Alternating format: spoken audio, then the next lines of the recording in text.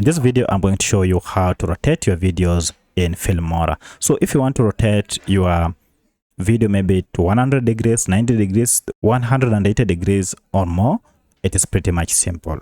All you need to do is go ahead and add your video on your timeline in Filmora. And then once this is done, go ahead and click on this edit option, which is this.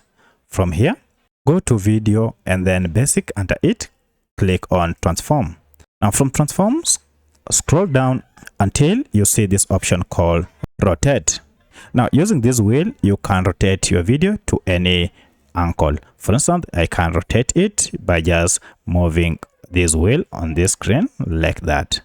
Alternatively, you can just go ahead and enter the degrees that you want to rotate your video to. For instance, if you want to rotate it to 90 degrees, you can just go ahead and enter the angle of rotation and it will be applied. Should you want to undo any rotation that you made, just go ahead and click on this to reset your footage. So that's how you can rotate your videos in Filmora. If you have any other question, kindly let me know in the comment section. Otherwise, thanks for watching and let's meet in the next video.